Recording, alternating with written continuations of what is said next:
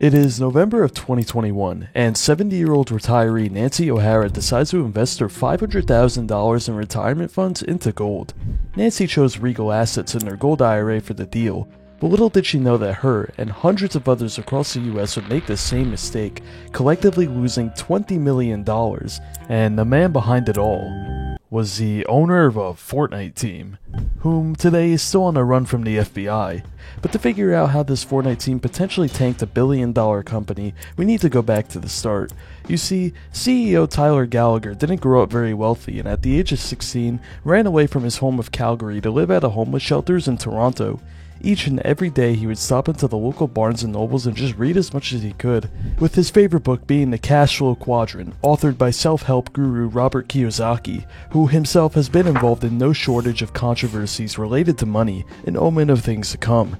Around this time, Tyler began to take up many odd jobs, including a stint as an actor in some amateur Canadian shows. But in 2005, his life changed forever when a wealthy man pulled up in a Bentley at the tanning salon he was working at. Hey kid, you wanna help me scam people? Yes. And from there, he was eventually promoted to a broker and started making 5 figures every month. Later, starting his own business in the same industry named Regal Assets, an investment firm that helped customers buy precious metals. By 2019, the company had done $500 million in investments, and with all this newfound wealth, Gallagher really began to change his life. He bought a beautiful mansion in Beverly Hills, complete with a movie theater, pool, and glass elevator. He frequently spoiled his girlfriend with lump sums of cash and jewelry. Additionally, he bought many luxury cars, including an Aston Martin Vantage, Cadillac Escalade, Tesla, and a Ford Excursion that was, quote, decked out like a limousine, according to his personal driver Kyle Chernak.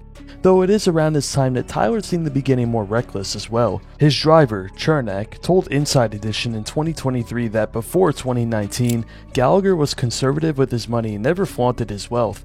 After 2019 though, he was always drunk and developed a drug habit. When driving around, one of Gallagher's favorite snacks was chocolate-covered mushrooms, psychedelic mushrooms that is, and after all this, he decides he wants to invest in esports, setting his eyes on Fortnite. The first thing he did was subscribe to my YouTube channel, and then he proceeded to shock the industry by signing an 8-year-old player to his brand new team.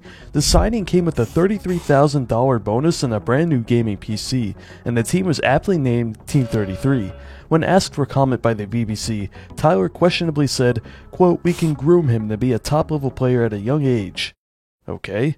While the signing of the 8-year-old Joseph Dean never really amounted to anything, it was a sign of the insanity Team 33 would bring to esports. In March of 2021, Team 33 held a tournament in which the winner would be signed and receive a $5,000 PC. The winner of the tournament was a 14-year-old named Weston, who not only received a PC, but an extra $33,000 in cash as well. Over the next 18 months from April of 2021 to October of 2022, Team 33 signed nearly 50 players. This was unprecedented in the space of esports, as most organizations typically keep rosters small, no bigger than 10 players, and these weren't no-name players either. Most of their signings were Tier 1 pros, some of which championship winners like Cold, Acorn, and Snacky. So how was this team with 30 players signed at the same time possibly staying afloat? Normally, esports teams stay afloat by working closely with the game developers and tournament organizers. In the case of Fortnite though, most orgs stay afloat via sponsorships, since Epic Games does almost nothing to support orgs. However, Team 33 didn't really have much in the way of sponsors, except for Regal Assets though. Despite the lack of sponsors, Tyler was always known to pay very generously and on time. One player named Turtle Tavern said that almost every single night in November of 2021, he would drop 5 figures in Twitch donations so Turtle could give it away to his viewers. The editors that worked on the montages for the players said that it was, quote, the steadiest work in the industry. Essentially, Tyler had a lot of money and loved to give it away. For the year I was on 33, and I saw it, like, he was super genuine. He treated everyone as well as he could. Like, he always surprised people with money, and it was his favorite thing to do. Like, super genuine guy. And all of this spending led to some people to question why. The easy answer was tax write-offs, as all of the players he signed had weird salaries, like $1,337 a month, which likely meant that he was investing his higher tax bracket income into other ventures in order to not get taxed on it. But in August of 2022, the entire sham that was Regal Assets and Team 33 would fall apart. During that month, the once stellar reviews that Regal Assets had boasted on websites like Trustpilot had flipped to negative ones. Quote, Regal Assets stole my retirement savings, a total of $1 million. They took from me 40 years of hard work and sweat's rewards. I am 69 years old, and instead of enjoying my retired life that I had plans for, now the dream is gone. Warning, do not invest with Regal Assets, please. We are a group of 33 victims now on Facebook. Please join if you are a victim. So far, more than $5 million stolen from us. Tyler Gallagher, CEO of Regal Assets, stole my retirement funds.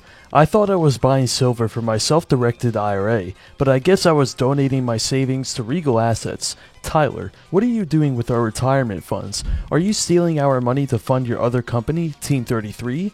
Oh yeah, and Team 33, when his Fortnite players tried to contact him, they were met with radio silence. After a few days, Tyler resurfaced and paid all of his players' salaries for August. This was the last time anyone had heard of Tyler, so what the fuck happened?